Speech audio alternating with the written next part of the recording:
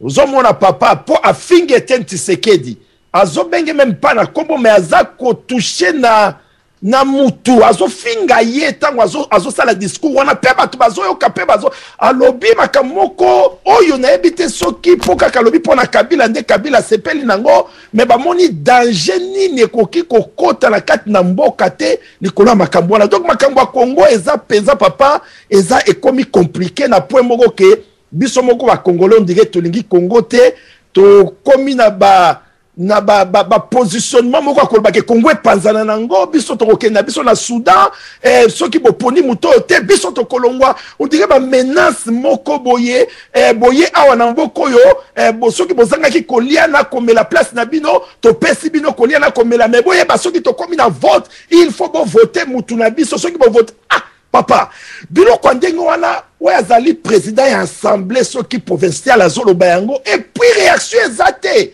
na ebite soki mutu moko ya opposition ameki kolobaka ke loko ya ndenge wana oyo penza abandi ko désigner Kabila na makambu ndenge na yoki papa nazo azoloba na papa Etienne Tshisekedi po eza nango na tenga na mutu nazabe moyen na répéter maloba ya lobi ezate po ko zaloko fingi mutu des fois. Donc eza pasi papa Etienne Tshisekedi aza quand même monument aza mukolo azo mériter respect na peuple congolais nyonso mais yo mutu oyo ozali homme politique homme public vraiment naebité c'est grave ozomona papa donc biloko ya Congo eza na trois choses oyo bato tozomona to élection to transition to soulèvement. Donc, na yebite na misatu wana nini ekozala penza oyo ekobonga malamu pour afin que Congo ezala libéré papa élection ndenge somona on dirait ko marché te transition condition ezali que soki lokola ba mouvement mususu ezoloba déjà selon betide na kolukana okape papa Bush ndenge azoloba bato libanda toujours ndenge ba décider pour na Congo et puis société civile il y a ba Congolais et pour na makambu ya est toujours il paraît que mboka eza contrôler na biso moko ba Congolais te alors période de transition ko permettre biso to meka ko s'arranger pour na contrôler mboka mais côté ya opposition ndenge papa Etienne Tshisekedi alobaki soki transition donc ekozala sans Kabila ilingolo bake tozozonga ke mandat Kabila ezosila soki mandat nesili aza illégitime akoki ko continuer te donc soki tokoke na élection il faut ezala sans Kabila mais siko bango bato banda koloba ke kengo mutu akozwa pouvoir mais ezakaka te ke nini ya Kabila mutu ekosila ezali législation nyonso bango nyonso mandat nyonso ya bato nyonso donc vidi moko ekozala wana ekosenga ke soki pesa bakoke na transition opposition lobby il faut ezala sans Kabila.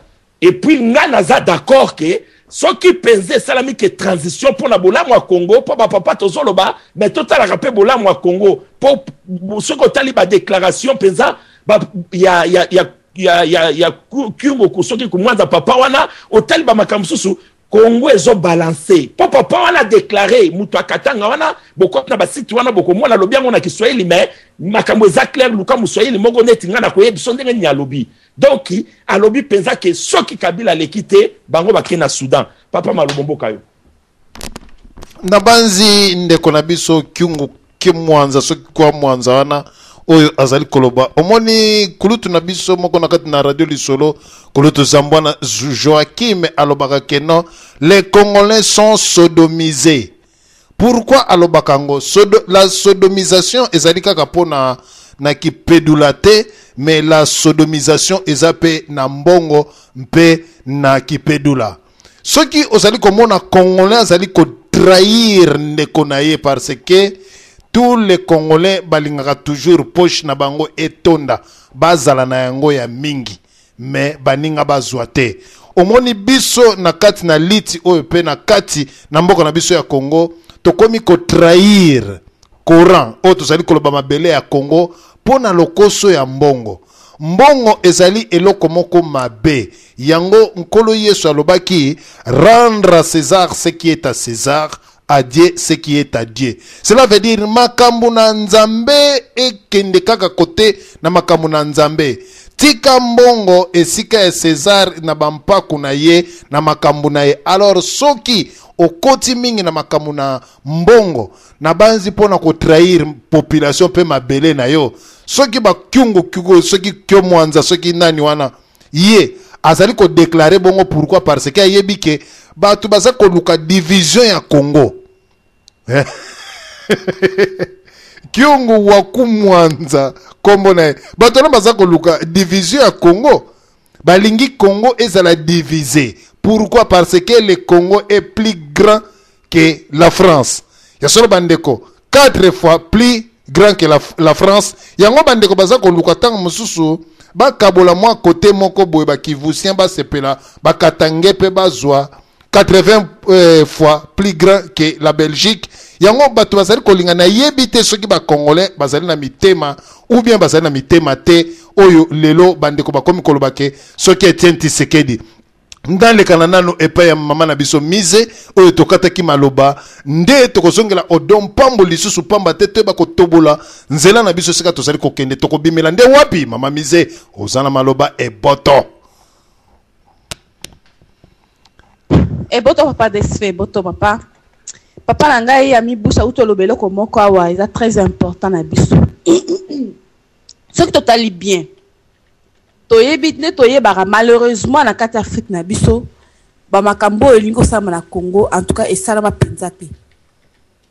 Normalement par expérience toyebi que ezala na président moko te Afrique bazali peut-être ba se distinga mais na ka oyo to vivre na Congo na yebi soki ko salama o papa amibusha ko expliquer biso que constitution la biso moko tozo e bango pena malamu te esike bande na ndenge sukeli ba clause ntusu na kati ya constitution eza komi la kisana pratique nango te na oyo ezoleka na kati ya Congo ye moto wana akotikala ti kuna président komonana bongo sima peut-être akolongwa peut-être toyebi te est-ce que kosalama parce que bato batie en place wana bayebi eloko ni bazokoluka totala malamu kaka mwa temps oyo afandi wana kaka temps oyo afandi wana azokosa biso na ba 5 chantier to okosa na 5 chantier ngana ndimaka biloko wana te ateki Équateur nek papa na biso utko loba awe Équateur mo basi bateka na mboka ba Finlandais ba coloniser Afrique te mboka na bango toyebi malili ya la kuna bakobima na Équateur na ndimite bayebi eloko bazozwa kuna. C'est vrai papa na utko loba awa que eza incalculable o bazozwa na kati Équateur bien sûr eza ka pona richesse te papa na ngai bafandi kuna na kati kuna esili.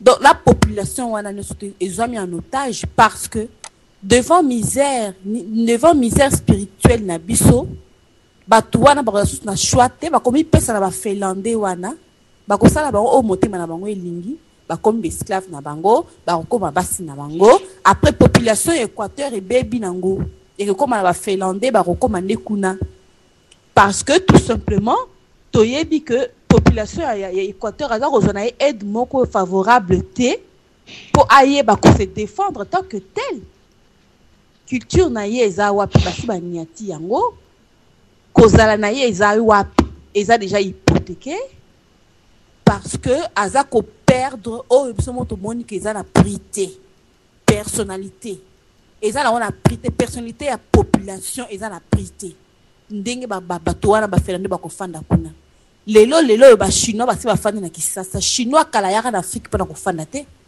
chinois lelo ati afandi sa bani ko bota bana na Afrique kala to mona ka ngote to mona biloko wana te lelo komi ko salama mboka ezo beba ezo tekama na clair nyos pezo monana alors soki moto congolais ako mona eloko wana te na yebite lobi ba koteka lisusu mboka nini misusu yako salama na sezo yebana te ndakanisi ba Finlandais depuis ba sombaka ngo yebana ka te toyeko yeba ngo toyeko yoka makambo kala te mais basi bakendaka déjà boma etekamaka na leur moko boto yebi quand est-ce que boma etekamaka terrain moko boye bongo asombaka na boma biso na mwana obe na boma na kanisi ba biloko moka ndingi wana c'est que yaba makambo ya CC ezo salama wana lobi ko bima na poisa metako ko bima na poisa nazo banque ezala trop tard que Congolais la qui tellement pungi azo monate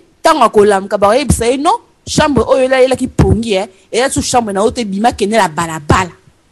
Alors congolais peut-être place où on a peut-être à conscience à mon que non et là qu'on a na fande na la qui pongi nzo kezala ki ba tek ngande anesthésie ba longolanga ba organe nyoso na nzoto na comme ebembe ya kotelema na donc c'est ma papa desi. Merci maman Nabiso Mise. Nabanzi awa toyaka kokolisa mayele esika oyo bandeko balobike balongola ba organe na kati. Nabanzi nakotuna motuna oyo na bandeko nyonso tu oyo bozali kolanda biso. Congo ndenge totali ke mabele ya Afrika. Banani bakabola ki mabele ya Afrika wana oyo basala ba carte géographie ya Afrika. Ezali biso bayindo to mindele. Wana ezali mutuna oyo mutu nyonso ayebi ke mindele bakaboli Afrique ndambo. Alors kaka ba mindele wana mutu basalela ki biso carte d'Afrique. Pour Congolais moko teke a dessiné ki carte d'Afrique, mais mindele ndenge bakabola ki mabele wana basali pe carte na bango pona mabele wana. Le même mindele ngo babule lisusu mboka ngo leki munene lisusu bazali koluka na moye bakabola yango donc moto na moto azwa parti na epamba te awa en Europe malili eleki baza ko envier mabele na biso o ezali très fertile ou ba saison na biso tozali na deux saisons climat tropical na tempéré ya solo bango bazali toujours ko envier biso bango balingi batonga bafanda na mabele na biso pamba te ba condition oya pamba ezalaka te yango balingi siko bazana kati na mboka na biso bako diviser mboka na biso ya solo bandeko si baza ko teka yango boko comprendre te na Japon kuna lokola tsunami ou bien nini oyo salamaki kuna bandeko boko comprendre te boko mona directement que non ba pesi ba japonais pe mabele na bango boko yoka pe kuna o banani pe bazui mabele na bango tokoloba nini tokende nano pe papa na biso Odom Pambu nde tokokende pe papa na biso Joël nde tozongi na Ami Bushiri. Merci DCV. Na PSP bande kono biso papa Joao tokota na pasteur Keseka. Na PSP bambote mingi papa Jean-Paul na ce pays koyoka yo. DCV na la nouvelle intervention qui toko trop. Oyebi problème il y a d'élection ou bien il y a bateau bakoki ko assumer un rôle il y a présidence par rapport il y a temps où il faut que la seule élection zali ou élection zate transition wana ezali momke mobulu despe peu importe ezala te batu nyo sama ba traître. Donc parce que nalanda ki na calendrier électoral ba pesa ki il y a élection au ti nandenge et comment na décembre ba ki bo selon ye mukonzi aseni alobi chef aseni alobi transition kozala te ndenge a présenté qu'on a RTNC. Je pense que surtout l'année basi tout au monde en kozala alobi boy alobi et le président va en place à quoi signer rôle naie comme normal après l'élection jusqu'à le 20 décembre ou le 18 décembre je pense ndé ba ko ça la remise et reprise pardon ya mutu oyo a ko gagner l'élection. C'est ça. Mais je pense que na éviter na ndenge élection comme ko kende ceux qui au moins ni ya transition ko zala parce que même ezalé zalaté il change rien.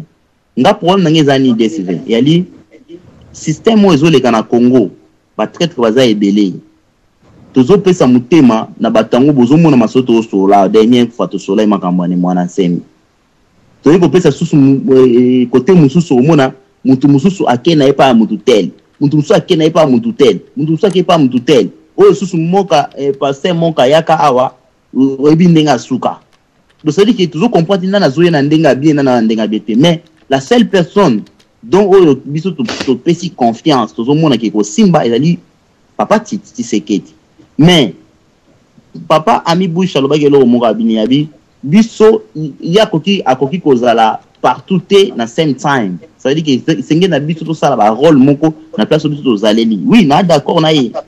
Mais na ndenge makambo zo kendele là, ils ont un peu difficile. Parce que ceux qui déjà ba yini mutu, pe l'élection à tour moko. Je pense qu'il y a comme on a que l'élection au Soukamabe. C'est comme un match comme trop difficile. Alors, ceux qui m'ont cannabis était comme qui décide na ba contrat. À ta présent on a signé ko annuler ba contrat na ka ndenge wana te. Était comme te na ndenge ba teka ki ndambo wana. Tolingi kaka ke congolais pour vous présenter biso Kabila comme étant étranger. Congolais ou akozala il y a 100% côté papa na côté maman ana souci mboka aya ameka kokumba mboka wana tokenda ndenge ya bien. Et ce ba contrat nezali to so la contrat ta bateka ki ndambo wa mboka wana mais to so lango déjà congolais zala na place wana. C'est ça o contribution na ko koloba. Pourquoi? Parce que oyebi ba traite ba comme ebele même na diaspora ba traite ba comme ebele. Mutu so pe sa confiance zo ebati na face musu so azokanisa nini. Et tant l'élection comme à pembeni boyde si ya tant ba toalera ba mbongo na bango. Tant on ta profita ka ta l'élection les kana ki wana na chaki mutute ngai na zaka na suna ina 1000 na kana 1000 na compte. Bo élection ezo na sa à Congo contre 1000. On comprend ya ki ya li na ibambo. Ozomona tala neti makambo zo ba ya Tunisie. Tala DSV après l'élection ko je ne pense pas que Tunisie ko za. Na ba yon déjà libosoir. Bato ko bima. On va se manifester. Va faire la manifestation. Mais Tunisie est aux alatés. Pourquoi? Oui, bien Égypte. Tant tout le monde qui est venu en Égypte, on est collé là. Tout le monde qui est ba pro, ba contre, ba zala kit. Mais tant ba peuple ba qui ko affronter bango na bango ba dozoka ki ba la ki. Mais pourquoi si ko ba occidentaux ba mindele o wana ba kamba ka wana ba konza ka ba nini? Pourquoi ba tala ki mbala moko te ba intervenir ou bien ba like ça ndenge ba ndeko like ça ya Égypte. Biso Congo ba chaka bango misute. Pour nangeza li place ya biso mo ba congolais te. Mais pays moko ya Afrique et koki kotamba mana yango moko te décider. Wana selon connaissance nanga. Il faut qu'on coopérer kaka na ba occidentaux. Ata moko na bango o de bisa tête il faut qu'on coopérer na bango. Mais il faut payer ba siko contrat nous autres. Ça les problèmes. Contrat aux autres au coopérer na bango c'est ça. Mais si tu te vois to zo bunda to ke libérer mboka. Ah, mindele déjà baza déjà na contrôle déjà ya ba makambo na tout. Il faut non kolukana no ko convaincre bango pe ko manifester mukile mona ke tozo revendiquer quelque chose aux ezali pena normal pour na mboka na biso. Tant bazo tia misu ba presser zo leka ndezo ko affaiblir siko ba mindele oyo ba simbi ba makambo en contrôle ba makambo na. Apprendre beaucoup ko ba neni beaucoup ko leka siko na mboka po et se manifester. Mais le problème nga ezali ba Congolais na kin na Congo ba ali mal informé. Wana yana loka liboso. Ce que information est côté li batu. Là et comme ka bandi ko funga misu. Mais batu belé awa et na poto obenga mdusu na kin tu ne ndeni loko bona abino ayebi angote. Pona no ba bomi bango misu. Ba bomi bango makolo pona ni. Internet sa pamba na kin. Bato ba keiki ni wana plus de 7 ou 10 personnes na yebi babi soko zo dans l'ordre de l'eau connaître radio du solo boy. Il faut foutre internet mo ya la belé pour nos wango. Soko cheka ka radio du solo au beti pain au lancer. De bandi ko memelo nano R et une so dit 30 minutes A et une 15 minutes ti yeba soko yo programme tout mamba comment na fiche radio du solo bimi après yo kapapa d'espace zo. Mais soko yo ba elobele yango alali ou bien meni masanga. Donc il que nous tenons na mbonga olesa libumuté jamais koko kota poids d'information. Alors si qu'on a mboka ndingo na stratégie ni ba radio autoko ko sala ndiko to ke na élection pour na ko comme ça information na kata Congo yango na ya problème. Pour to ko loba biso na poto biso to poto voter te. Mais na kini kuna ba voter faut avoir la conscience. Il y a des kambo zo sama malgré mike bazo bima bazo loba po na top Congo on demande ba to ba vivre na kini. Les gens parlent bazolo ba pima ba ya ko lemba pepe ya ko lemba. Mais biso siko diaspora to ko profiter na ko lemba na bango wana. Yango to ko kotsa ba makambo. Mais j'ai remarqué que ba to mingi pe ya poto bazo benga susu na radio wana te pona nini. On dit ba remarquer que na ba via bataki na batapoto moto komi ko pela.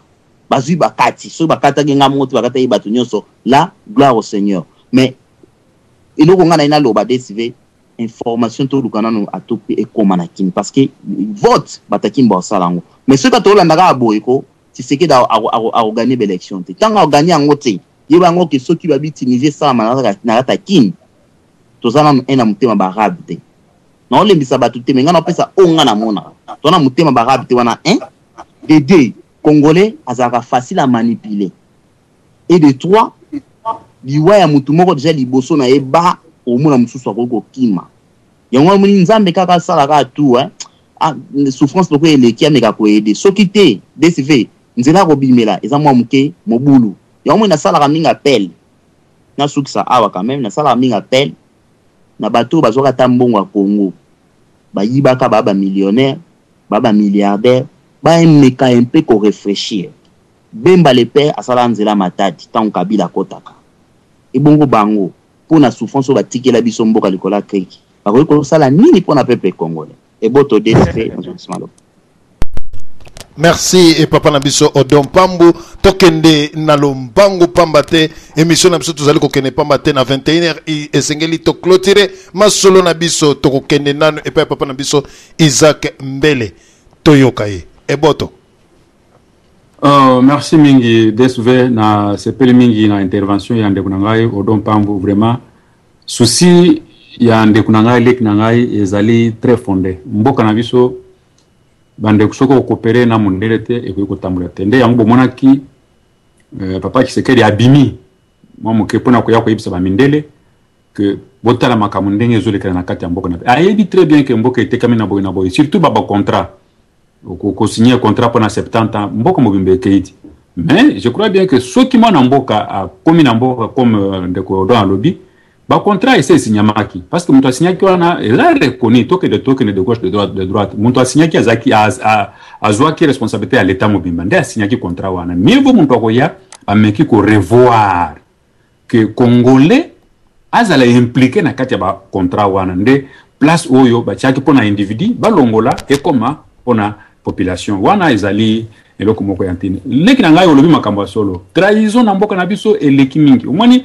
le tozoko tolobaki makambo ne mwana nseme na boye ko intervenir mais pona za ko yoka mawa mais na lingai kana signaler eloko moko boye ba déjà que ne mwana nseme liwa ya pauvre ndeko na biso ya droit de l'homme ya droit de l'homme wa kufaki wana boye bike liwa na ye ça fait partie ya révolte ya massacre ya nani ya ba Congo l'air a préparé de sonaye que akene na Belgique nde yango gouvernement en place atindi batu bakena ko boma ye mais mutu ya ozaki na massacre ya ba Congo nani si wende mwanda nseme mais lelo oyo abosani batu nyonso bakufaki wana amoni kaka intérêt na yo propre il faut la alliance na Kabila ezali nango trahison ya kati ya mboka lobby au mona ki moi des jours na zalaki te mais je vous dis eloko ya kolela ya mawa dimanche nazaki na Jean-Jacques Matanda bandeko soko bomoni Matanda un traître et donc nazo vraiment merci mingi na ndengo le battre un traître asuka kaka mabe je vous dis que na mona nazaki na Jacques Matanda tozali ko sala moi fundraising pona ko zoma mboko muke ya ko comme ndenge to sala pona ko salisa Congo Jacques Matanda zangi s'il vous plaît $15 ya ko pesa na droit d'entrée pona to sangisa to sasa batu na Congo Jacques Matanda ayaki wana soko moni mutu kanango odon soko moni mutu kwana okoko kanga miso ko ndima yango teke mutu na kati ya mboko biso tuzali boye akotamula na mutu oyo Jacques Matanda zaki nango ne musala nini Jacques Matanda zako sala yako azako teka kwanga un traître côté kaba kwanga s'il vous plaît na kati ya mboka États-Unis Jacques Matanda zo teka ba kwanga Kelin kolobake ba o nyonso o ndenge tozolo ba teka kimboka bazwaki mbongo na likolo ya Congo bazana motema malamu tende kunanga pona kubongesa makambo ya Congo tala test muke oki sekaya le boke na sali tourner na leki na ba Europe na leki na Amerique na yebisi batu mais na sala test na Kinshasa secrétaire akiti na Kinshasa boyoka ki deka élection izali mon boulot mais cela ne me décourage pas toujours kende kaka nde timizi ko ya ndenge nini leur explication ndenge ba uchuko ko yebisa bango bino bomone ndenge bosali boye basali test ndenge tala ndenge mboka vraiment au moins monter en zala moko boye habillé déjà ka sa kufi aya ko telema sans que mutu musu soit bateke à télé mais c'est comme ça ndenge makambo salama kina cuisine et ko salama pe na mboka na biso mais to yebite mais intervention ya nzambe ndele ki makambo bandeko bat oyo bateke simboka za biso moko ndelo teke simboka to teke simboka biso moko parce que mondele la yaki ndemba zoko l'accès ke tala moni place wana ba oyo na babo to zaka boy mondele tracé azwinde makanisi wana oyo ya biso moko ateki penza à partir de biso moko bato teki simboka. Merci pour kulutu na ngai Isaac Mbele na intervention ya mpimbo ya solo malasi ya kitoko oyo zali ko pesa baleki mpe bandeko o bazali kolanda biso na masolo na biso ya mpokwa amalelo esika oyo biso nyos tolobike manifestation ya IDPS na ba combattant na kati na RDC soki pe ata bambila batika ki basala je lokola ba policier égyptien baza kokosa ko empêcher ma bango me batindi bango bakota nde changement or que basoda bana ya diaspora pe ba combattant ya Kinshasa bazali ko bundela kaka bino po salaire na bino ezala toujours bien na Kinshasa balobi élection ou pas le futur président Oyo, ça sera toujours Monsieur Etienne Tshisekedi ou Mulumba. Mpe bango nyoso balobi que le train est déjà en marche. Nanya kokota. Donc Congolais nyoso kota na train wana poto kende vraiment que vive les combattants congolaises. Ya solo bande koto sali ko kende mpe esika otolobi que faux général, faux combattant. Oyo nakati na diaspora faux combattant, faux général. Ake koloba kuna ke ake ko s'enrôler. Est-ce que il y a solo ndeko na biso Joël kota ki pe mingi ozali ko kota ko bima to pesio maloba poto ozali ko kena lombango ozana maloba voilà te na kine pona mela moya kisi o rimeza o tungsanga pena moya te po limisanga yi na pesi bino ni stumbo te na ngina loba boye en tout cas makambo ya Congo zo pesa bat migraine ba migraine pena makasi donc na bolingo ya Congo dans ce là tout le monde a pena fièvre salio donc ozomona banzela ya kokota banzela ozomona ke espoir ezozala ezaka toujours bloqué okutala eloko esalama na Congo esalama nulle part na mokili donc toujours tozoluba olanda radio kolanda oza koyoka kaka nzela komata opesa ta makanisi na okomona makanisi okopesa eza ya yo mais eza ya bato nyonso te okoloba bo eza ya yo mais eza ya bato nyonso te donc mpona bolingo ya mboka na kotala kaka ndenge mikolo nyonso tolandaka mikolo nyonso ndenge tosalaka en tout cas tozokoka te mais naoti koloka ndeko moko oyo aleki avant oyo aleki bo alobi lika moko boye ezaka na ngai na motu kaka makambo ya mboka na biso bandeko eza makambo spirituel en tout cas ngai natali yango na ndenge ebele tango kaka balobi makambo ya kiungu azosala kuna yo koko ndima penda mokolo mboka ata kutu ozana ene na tribu mosusu mais eza dignité na yo mabele na yo kama koloba bon totika nano eleka bato na bapaya bakende mais yo ko gouverner te même mopaya nano akende mais balingi te mais bazali ebele tozomona lelo bambila ata ndenge ndeko ati koloba suko na Tunisie soki wapi na Égypte okomona mbila ye atali pa oza mabele na biso quand même on les a en tout cas tout ça là moi comme quelque chose qui tout peut s'appeler espoir na bano ya biso bazobotama nga na linga na loba likabo ndeko na ngai bandeko na nga boza olanda nga siko ke est-ce que mais peut-être que ça bien plus koloba on kaka na ba radio ou bien koloba on en kuku na éviter mais to loba kaka parce que so balanda baza peut déborder to koki koluka kaka na kati ya bato wana po bato bazo décider bato bazo sala blocage et ça na ka biso moko ba congolais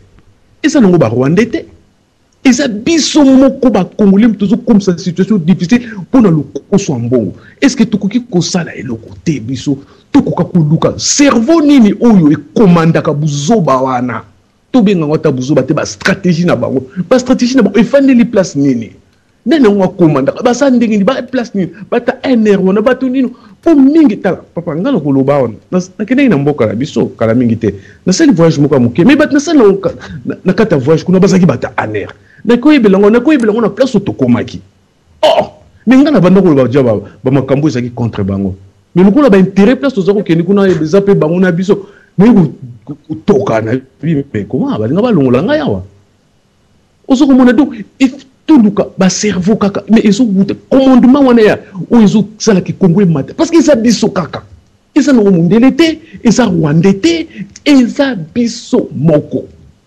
biso to bandi ko comprendre le musique to comme ko boya tout boy musique total quand peut sauter tout boy ba cassette total quand mais tout le cerveau on ils ont ba commandement au côté militaire au côté ba stratégie tout ko ta ko luka comme kata ba manière ba dissuasion ezali.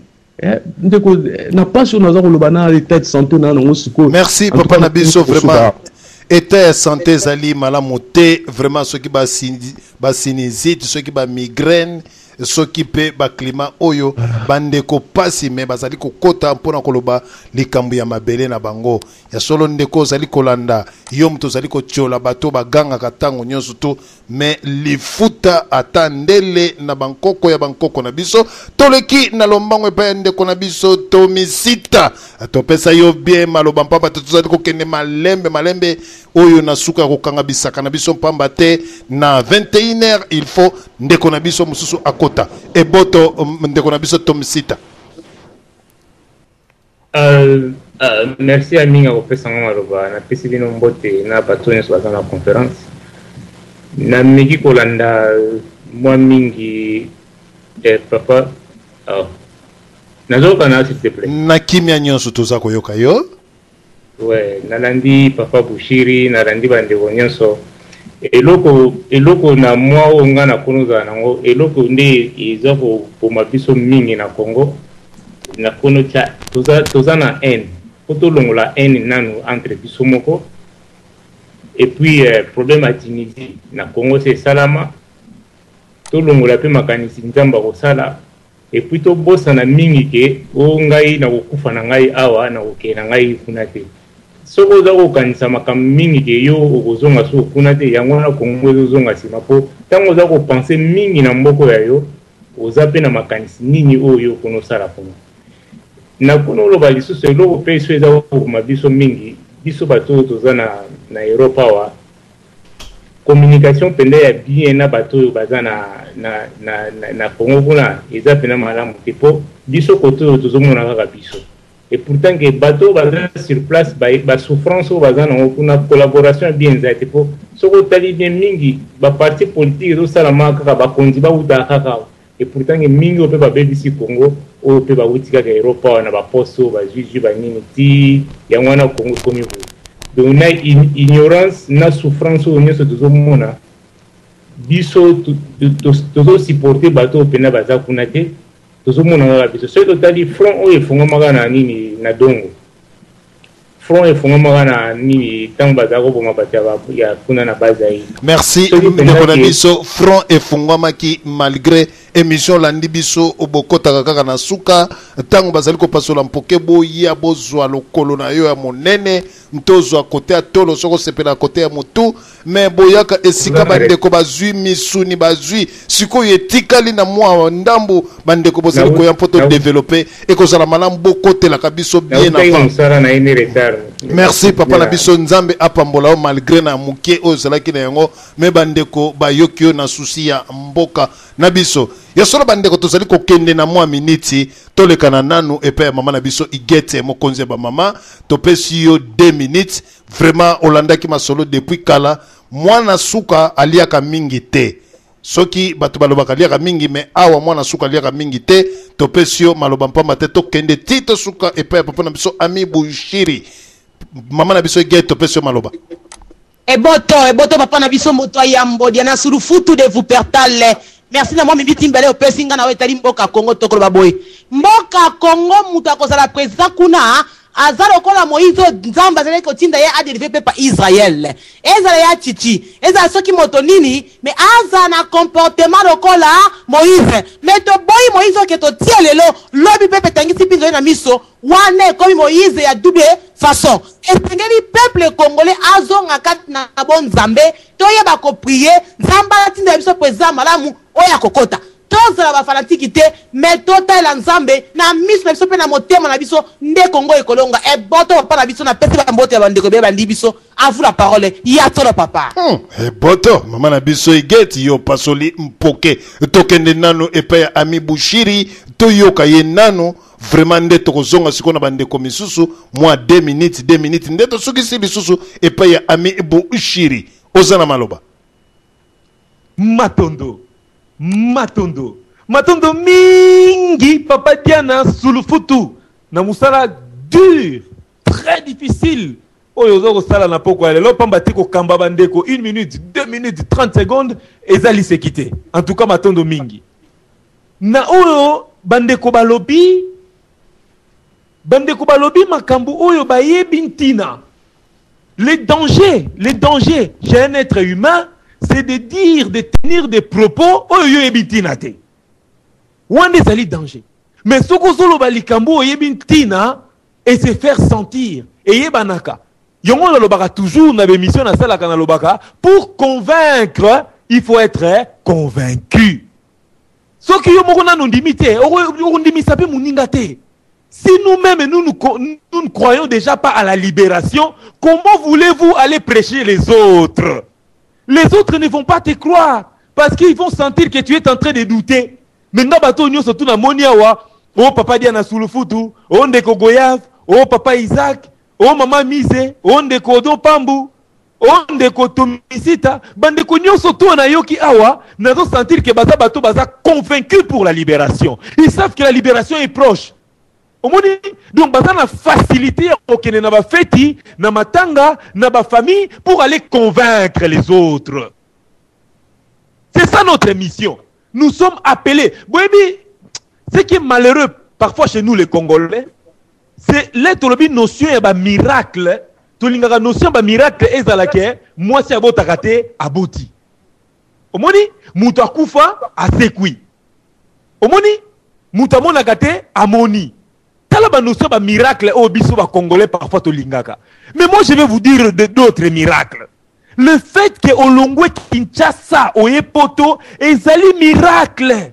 Alors mituna question, si Dieu t'a donné la possibilité de quitter le Congo dans la misère, dans la tyrannie, dans la dictature, tu as quitté le Congo pour venir ici, tu crois vraiment que Nzamba tinda ki yo awa pona ba mongozo ba primus na ba aile de poulet? Moi je ne crois pas. Dieu t'a envoyé ici pour une mission. Tu es un apôtre, tu es un disciple. Tu es venu ici pour aller évangéliser la communauté internationale, pour montrer que le Congo est arrivé à être appelé la capitale du viol parce qu'il y a les Rwandais sur notre sol. Tu dois évangéliser. Tu dois dire à la communauté internationale, écoutez, le gamin que vous avez choisi, il a échoué. Il est temps d'échanger. Nous voulons une autre alternative. Tout cela dit que la mission de l'Union européenne. Non, c'est à nous. Pour nous, comme la Union européenne, il faut qu'on la Tshisekedi. Pour nous, soit dit qu'il n'a papier, ou comme la Commission européenne, il faut qu'on la Tshisekedi. Chacun de nous doit jouer ce rôle-là. Au commis na Internet, au commis na boîte email, au tini na Union européenne, bazu batangi. Ceux qui tous a 1000, ceux qui tous a 2000, tu crois que ces gens-là vont retenir contre l'angoté? Ils vont dire, mais non, il y a un problème. Radio Lissolé commet l'imiso. Neko Don Pambo a commis. Neko Amiboucha a commis. Neko Isaac a commis. Ah, Bangono se va l'interpeller. Mais lorsque nous ne faisons rien, ces gens-là ne seront jamais interpellés. Au moins, donc, et là, on a une émission, le lot, ah, tout ce qui est malé, na libongo, na zolingade moko simba ke, ezali rôle ya chacun la libération. Libération, c'est la kaya mutu mon côté. Martin Luther King, Idira Gandhi et les autres. On ne peut pas libérer un pays seul. Ezali, likambu ya biso moko nyonso, nous te kufandi awa. Biso nyonso tout. Balobi, hein? Mieux vaut la fin d'une chose que son commencement. Mieux vaut la fin d'une chose que son commencement. Et c'est ngo zalaka mingi so komi na suko eloko kende bandeli nango. Mama zaka na sengote, soka uti ko somba bitekuteko. Soka uti ko somba madesu. Soka uti ko somba mbwengi. Omona mama za na sengo. Pourquoi? Parce que aye na mbwengi na kati ya libota po ayebi ke arole sabana. Mais esengo mama zaka mingi te. Mama zaka na sengo mingi te tangu wana. Boyebi tangu nini mama zaka na sengo? Ezaka tangu mbwengi beli azo servir bana na assiette. Mieux vaut la fin d'une chose que son commencement. lelo to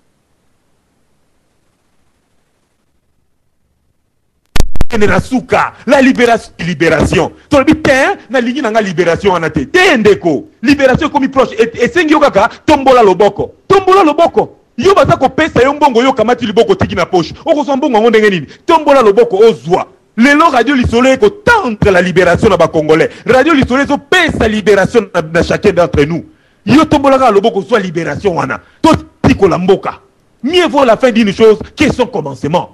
Tobundi tobandi les bandeli. Tozaki ne sengo parce que nous sommes des résistants. Ba radio et salami. Tozaki na moi et sengo tolobi ba message ko bando pesama to ko banda ko solola to banda ko kembi sabitumba na biso. Mais bande ko to komo ko mapewe na suka to zonga susima pourquoi? Nous devons aller jusqu'au bout. Nous ne devons pas abandonner. Nous ne devons pas abandonner. Rien de tout ce qui est bon. Rien de tout ce qui est bon n'est facile. Et le quoi qui toko jamais à la facile. Examen d'état. Examen d'état, il faut kotanga. Il faut kotanga. Il faut qu'on ait une stratégie. On commence à réfléchir pour tout mobimba parce que c'est difficile. Parce qu'il y a des gens qui sont là, il y a des gens qui sont passés. Donc, nous sommes tous dans la vie, et ça passe. Mayele, papa tient sur le foot à tenir radio, il est obligé de souffrir. Pour nous, c'est important. Tout ce qui est important à nos yeux, c'est difficile d'attraper. Donc, quand il s'agit que la libération, c'est quelque chose qui se donne. La libération, ça s'arrache. Nous devons arracher la libération. Mais ce qui est magnifique chez nous, nous ne serons pas seuls pour arracher la libération. Dieu est avec nous. Et si Dieu est avec nous, qui sera contre nous? Avec Dieu, il n'y a pas de défaite. Avec Dieu, il n'y a que la victoire. Et les Congolais seront victorieux parce que c'est la terre de nos ancêtres. Papa Dieu n'a sur le foot, n'a zongue na ino maloba. Eh, Boto. Nabanzi bolandi ami Bouchiri. Ya solo bandeko tozali ko kende vraiment toyeba ko kabola moi 2 minutes na masolo na biso ya mpokwa mwalelo tokei nano lisusu epa papa na biso Jean-Claude Keseka toyoka moi 2 minutes na ye mpamba to kende vraiment na kokanga liboke na biso mpamba te ebela malamu tolia yango na kitoko solo eloba mama na biso igete eboto. Amen.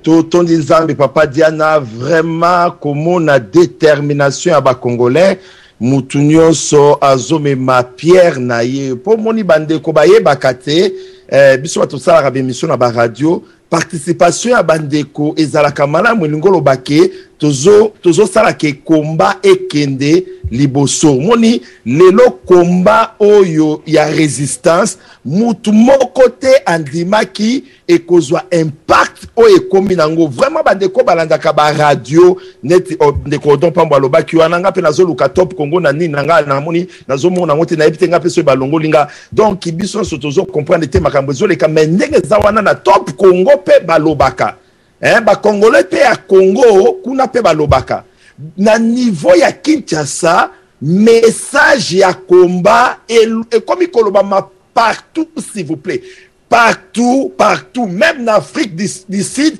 mouvement wane se koti dernièrement na landako landa denilesi autozonga Kinshasa abaebisi ke babi yo pozala ki menacer en Afrique du Sud alobi tengai tezali nema sikaten dande ba combattant Afrique du Sud mutu ezaki na digital Congo s'il vous plaît mutu abande ko présenter mission tuni abi et c'est comité kuna bien et c'est comité kuna donc bomi mona mukete omoni Gédéon tangu nzamba zo ponaye po akendo bunda Gédéon monaki muneno nzamba monaki na kati na ete ozomona koloboto zoloba nazo sala seulement moko sur les pouvoirs de la langue okomona ke malobeza arme munene oyo ezali kokende kopanza ba combattant ezali sous telo ko basala effort ke message eleki Kabila yebike azana danger na diaspora penza baza welcome te donc baza bienvenue te eza déjà victoire ezelo déjà il faut tout le barake non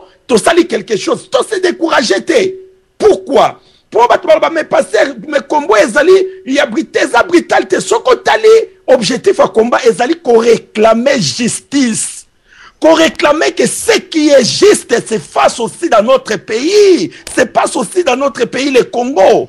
Objectif yangwana pour les autres les injustes yango batwazo ba non to comme na bamboko to somona quand même comment batwaza ko se retrouver et la Bible la parole de Dieu est souveraine dit ceci La parole de Dieu dit ceci. Dieu est souverain, sa parole est souveraine aussi.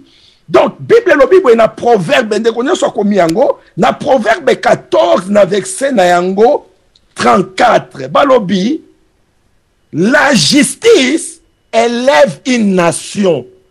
La justice élève une nation, mais le péché est la honte des peuples. Lelo, merci Papa Nabiso, pasteur. Papa Diana, merci pour nayebi ke soki yebo epa pasteur Jean-Claude Keseka na banzi tokoko matilobi na banzi ekozala malamu vraiment bozwa kabiso bien avant. To le kana vraiment esika ya ndeko na biso vraiment mama na biso mise to pesa eli susu moi 2 minutes na ye nde tokei epa ya Odom Pambu to suki na Ami Bushiri. Ya solo papa nanga desfe to komi na tango to kokoloba te ya solo na kati ya Congo problème ezali balingi ba aveugle bato Congolais za ntina kozala so aveugle te Congolais sa fungoli miso amoni nzela eza kokende ya solo mboka ya zona tina te ke bo fanda bo swanaka bo bundanaka te eza bongo te ya solo ezali message to ko lekisa na Congolais peut-être bayoka biso. La victoire ya Congolais, ya Congo, ezapé na maboko ya Congolais, o azana kati na Congo na tango oyo. O yaza ko vivre, o yazali ko vivre, o yaza ko vivre, o yaza ko mona, o yaza ko vivre, o yaza ko sentir na kati na ye nzoto na ye passion ezana kata Congo. Congolais o ya yebite ko telema. Égypte to Tunisie, ezana maboko ya Congolais. Égypte Tunisie, basala ka ba programme pendant 1 mois 2 mois te. To yebi ndenge lekaki to yebi ndenge ba telema ki spontané ezalaki ya kutoloba to sala te ki bongo te ba remarquer que ça ne va pas ba telemi ba bengani ba bengani ki mopaya même pas mona mboka mais puisque makamba ki na nzela te puisque peuple mona qui passe à moni que non to suki sa to bengana ye. Merci maman Nabiso Olandi vraiment 2 minutes na banzi papa Isaac to pesa ki déjà 2 minutes na yo mais o insister ko kota o meka ko so moi minutes muke comme ça to kende pa papa Nabiso Odom Pambu poto pesa moto o ya ko kota na sima moi tango pe ya ko sala émission. Merci. Papa angana zana moi minute mingi te na kolobaka ke il faut ka to ngengende ko busira lobi mutu na kwe iska azali abunda pona Congo ezali pona mutu moko te ezali pona mutu nyonso azali faculté o nzamba pesa ye ameka kosalela yango. Je crois bien que l'autre jour nzamba kusukola mboka na biso loba mboka yo mutu na mutu abunda na kwe na ye wana ezalaki maloba ya kulutu nanga Isaac Mbele vraiment intervention ya kitoko papa na ngai nzambe lisusu apambola yo apesa yo sagesse ya mingi na kokamba biso baleki na yo toleki epa ya papa na biso Odom Pambu pasteur na biso ya jeune to pesa eli susu maloba ya meka ko lesa biso ata moi 3 minutes to kola na liloba et merci et boto. OK, merci de Sylvain na remercier bandeko so bakotaki mais ceux qui na permission na yo ko lingana accorder kwa nga makantion sina lobaki pasteur Jean-Claude Assis ba minutes na pona ina bezo yoka ya koma na suke loko mwa nga lobana s'il vous plaît. Merci pasteur Jean-Claude Kesesa vraiment ndeko na yo ba pasteur bazala na solidarité na bango ya bien moi 3 minutes na yezwa soki to komi na 56 de to yibi maloba.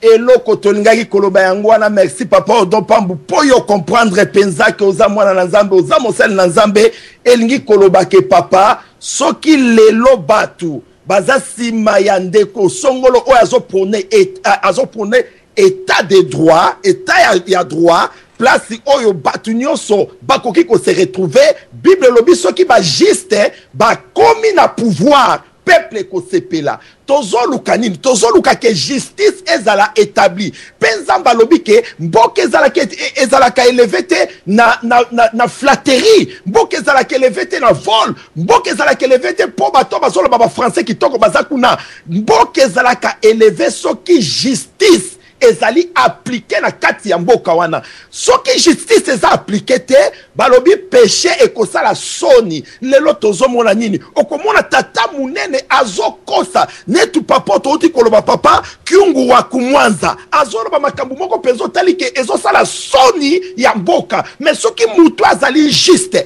akomi na pouvoir balobi ekosala ekotombola mboka soki Congo elinge tombwama mboka elinge tombwama toza na besoin kaka ba politicien malamu te mais toza na besoin ya bato bakoya ko établir justice lokola ndeko azoloba azo prôner état de droit bato ndenge wana nde tozo supporter po toyebi ke ayebi ke justice kaka nde elevaka nini nation no ba corruption no ba flatterie no ba mensonge toza kodinda ezosala pe soni ya Congo lelo Congo eza mboko eza munene mais eza na valeur te. Donc tolingi kolobake toza na besoin ke mboka wana ezonga na place nango mais nzela moko nzamba lobi poto tombwama esengeli bosembo ezala esengeli nzela ya nzambe nde ekota na kati ya mboka wana o babengi justice. En tout cas papa Odon Pambu merci pour na humilité na yo place ozali na mama Nicole nzamba visiter bino apambola bino pour la kisi penza ke ozana eloko na nzambe na kati na yo papa diane émission malamu merci mingi. Merci pasteur Jean-Claude Keseka ngai nde loko na nzambe ezali te pona kata kiyo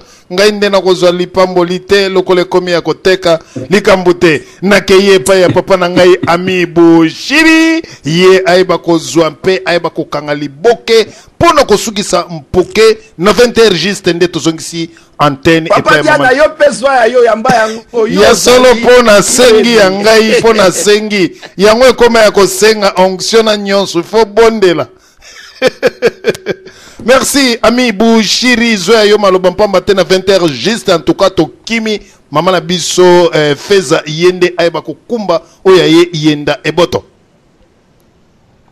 matondo toloba lisusu nini matondo mingi papa diana sulufutu na musala difficile oza na vie na yo oza na ba vie na yo privé oza na makambo na yo mais otiki nyonso pe oye kosala musala. En tout cas musala yo sali lelo na poko lelo ngana za na mbongo opeso te ni bandeko nyonso bakoti mais eloko biso to koyebisa na yo kaka ke le Congo ekozongi solo 10 fois plus na makambo yo sali na kati na poko lelo na bandeko balandi radio lisolo na poko lelo. Quand tu fais une chose hein, il faut le faire bien.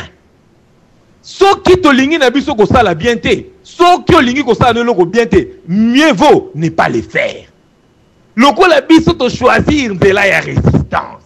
Lokola biso to choisir nzela ya combat, alors faisons-le bien. Faisons-le bien mes frères.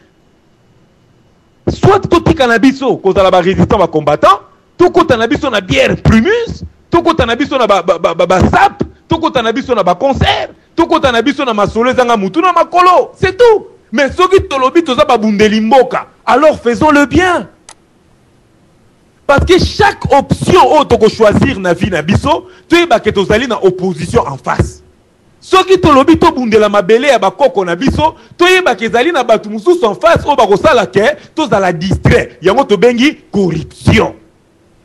Mes frères, on ne peut pas être corrompu quand on se bat pour sa patrie. On yandimi corruption pour atika mabele ya bakoko na ye, akende kosangana na banguna moto wana a mérité liwa. On ne peut pas abandonner ses frères lorsqu'ils sont dans la souffrance. On peut tout abandonner dans la vie, mais on ne peut pas abandonner sa patrie. Bande qu'on a biso nyonso bazo kufa na lingi na préciser. Pamba te to sali émission to lobeli mingi ndeko Shebea, to lobeli mingi ndeko Armatungulu. Na lingi na préciser. Pamba te bato polémique ba komi mwa mingi. Soki ndeko Goyav ndeko Odon Pambu. Soki ndeko na biso Diana Sulufutu, papa Isaac pe bongo na bongo, soki bango balobi mingi ndeko Shebea na ndeko Armatungulu, elingi kolakisa tete na kati nekolo na biso, bango kaka babalende ba wa. Louvunu. Ce n'est pas ce qu'on a dit aujourd'hui à la radio Lisolo. Nous prenons ce qu'on appelle en français un échantillon. Nous avons pris Armatungulu et Shebea pour représenter les 7 millions de Congolais qui sont décédés. Pour nous dire que comme sous l'air, nous discours à papa Etienne Malamute, on le 24 avril, papa Tshisekedi atangi Armatungulu te, atangi nani Shebea te, bamsusu baye. Oh atanga ki bango bani, on est en train de se battre pour rien. Na lingina lobake, soki to tangi Armatungulu na Shebea, nous savons qu'ils sont 7 millions. Toko tanga bango nyoso 7 millions te, to zuika ka Armatungulu na Shebea po, bazala balobeli na biso et pa ya baeba wa. Koyebisa bango ke liwa na bango ezalaki inutile te. Biso to ko rendre liwa na bango très utile. Au moins combat o tozo bunda ezala au moins tango la muki na tongo lobi Aujourd'hui, là, ta ketch na yo na tongo, po bimolobi, je veux me battre aujourd'hui pour Nandeko Chebea. Je vais me battre aujourd'hui pour la maman violée. Je vais me battre aujourd'hui pour la bano bazoko fa la maternité. Je vais me battre aujourd'hui pour la salaire ya bande ko na biso na Congo. Je vais me battre aujourd'hui pour battre hier babomi bande ko IDPS. Je vais me battre aujourd'hui pour battre bazo tuer ba journaliste. Chaque Congolais le matin quand tu te lèves, tu dois avoir un idéal. Tu dois avoir une idée de ta journée par rapport à ta patrie. Nous ne sommes pas chez nous. Notre patrie, c'est la République démocratique du Congo. Et boto. Wana ezalaki wabino toujours oyo bolandaka ezalaki wabino Ami Bushiri mpe na papa Isaac Mbele Odon Pambo le grand dépositaire célèbre Maman Igete Mokonzia Maman Pasteur Jean-Claude Ke Eseka mpe na bandeko nyonso oyo tolambaki na bango nzongo esika moko